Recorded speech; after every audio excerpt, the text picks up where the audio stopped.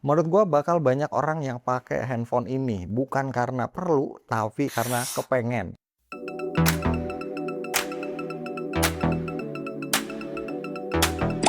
Bismillah, alhamdulillah kita ketemu lagi bareng gua Romi dan Fix. Galaxy Z Fold 8 dari Samsung ini bakal jadi salah satu headphone yang paling membahayakan. Kenapa? Karena yang gua perhatiin trennya di medsos ya, orang pengen handphone ini, pengen punya bukan karena mereka butuh, tapi karena mereka pengen, karena memang segemes itu ya. Gua sendiri ini sudah, coba pakai handphonenya, impresi gua tetap sama ya, ini adalah sebuah handphone yang memang menggemaskan, sangat-sangat cute, bikin orang tuh kayak, aduh jadi impulsif ya. Ketika orang kepengen, punya duit, akhirnya dibela-belain beli. Nah, ini yang jadi berbahaya. Kalau teman-teman pre-order kayaknya baru bisa pick up awal bulan Agustus nanti ya. Nah, teman-teman nanti bakal dapat, dia cuman ada kabel kayak begini, C to C, terus ada quick guide tuh ya.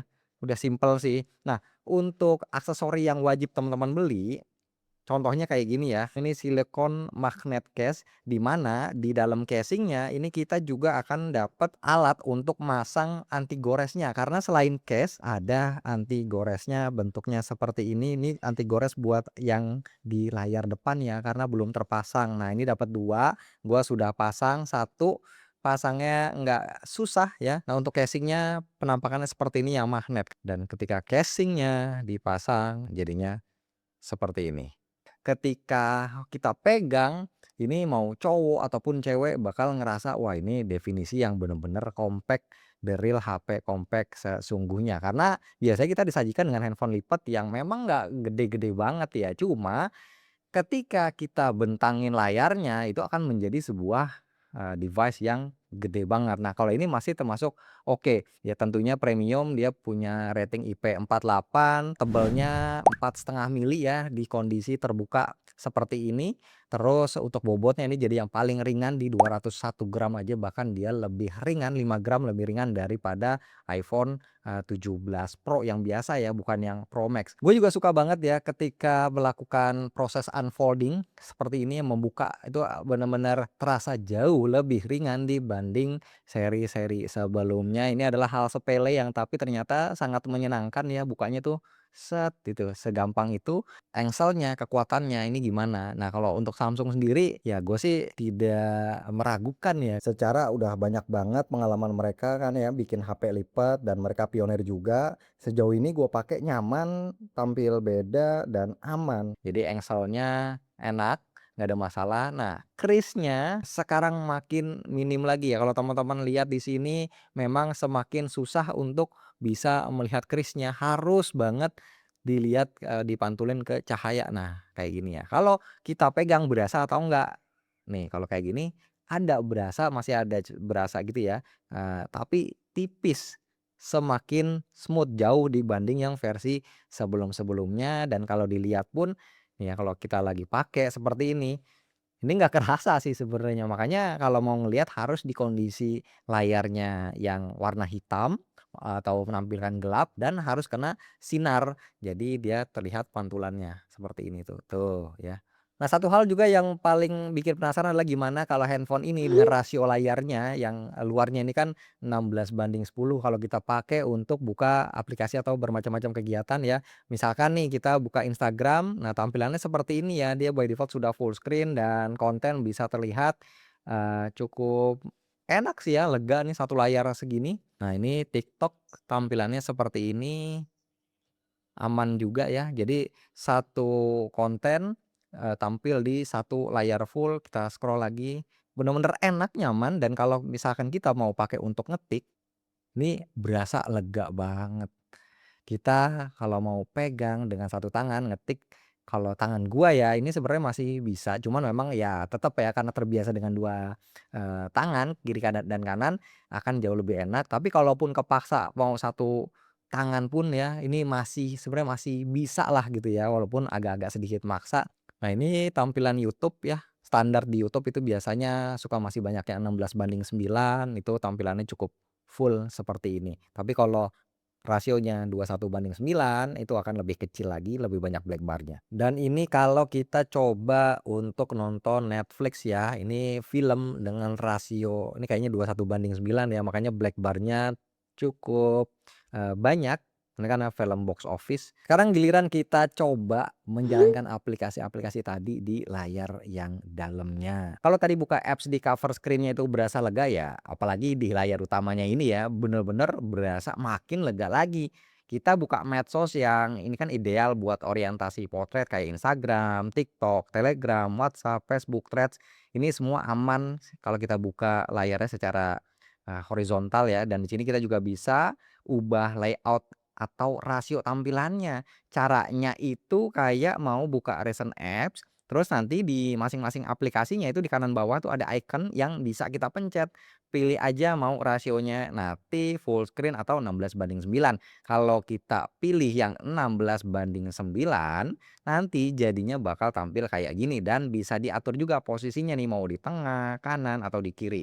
Atau kalau scrolling-scrollingnya mau lebih asik lagi, kita tinggal putar posisi layarnya jadi orientasinya potret. Nah, dengan begini ini jadi makin nikmat lagi, berasa lebih luas rasanya. Dan juga kita wajib nih cobain buat multitasking secara ya udah dikasih layar utama yang segede ini kan, kita bisa buka 2 apps barengan kiri kanan, ini asli enak banget, proper banget.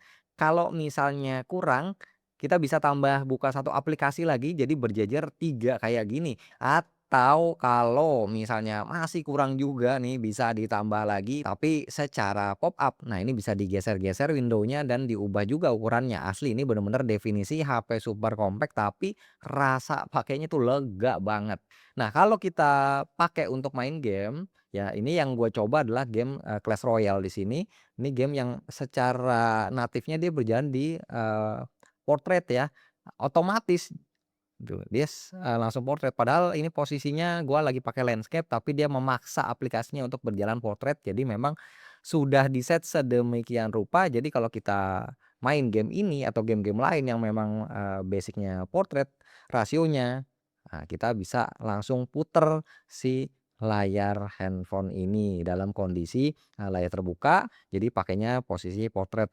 Seperti ini ya, kita bisa mendapatkan tampilan yang sangat-sangat lega, gitu. Walaupun ya auto rotate-nya udah kita nyalain, dia kalau kita putar seperti ini nggak akan berubah, gitu ya. Jadi memang sudah di-force dari sananya, dipaksa untuk jalan seperti ini. Nah, untuk spesifikasi sendiri dia tidak dibedain dengan versi yang ultranya, jadi udah pakai Snapdragon 8 Elite Gen 5. Untuk kapasitasnya pilihannya 12256, 12512, dan yang paling tinggi 16 1 tera. Finally tahun ini pakai silikon baterai dari yang sebelumnya Z Fold 7 yang size-nya lebih gede cuman 4400, sekarang dia bisa 4800 mAh, ngecasnya juga lebih cepat dari Fold 7 ya, wireless charging juga. Oke, sekarang kita ada di luar karena pengen ngomongin kamera sekaligus kita mau cobain langsung ya. Jadi Z Fold 8 ini karena memang dibedain dengan seri yang ultra, makanya kameranya cuman ada 2, tapi ini nggak bikin kameranya jadi berasa B aja, enggak ya, karena dia udah punya 50 megapiksel, yang satu wide, yang satu ultra wide. Yang gue pakai ini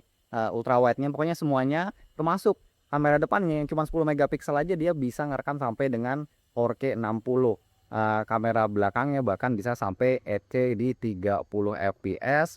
Banyak juga fitur lain kayak lock, mode pro, expert raw, dan AI editornya yang baru nih kayak My Fancam, di mana kita bisa auto zoom dan tracking subjek di video ya, kayak lagi rekam konser ataupun ngerekam anak-anak yang suka lari-larian. Ini works like magic ya, ajaib.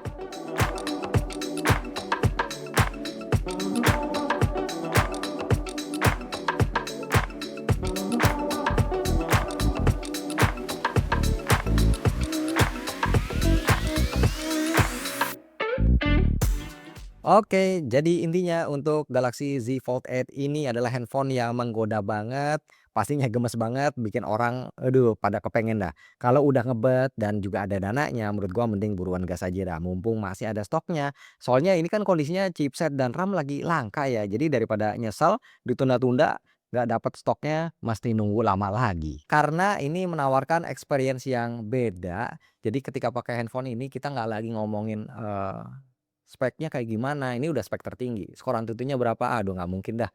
Terus juga kita mikirin kayak, kameranya gimana?" Ya kameranya udah cukup oke lah buat ngonten, tapi yang jelas yang bakal pakai handphone ini adalah orang-orang yang memang ingin merasakan sensasi baru setelah bertahun-tahun mereka pakai handphone yang harganya mahal tapi begitu-gitu aja, dan menurut gua ini adalah salah satu game changer. Memang bukan yang pertama, tapi sekali lagi menurut gua butuh brand segede Samsung untuk bisa membawa tren ini menjadi lebih hype dan lebih banyak diterima secara masif ya di seluruh dunia termasuk di Indonesia juga.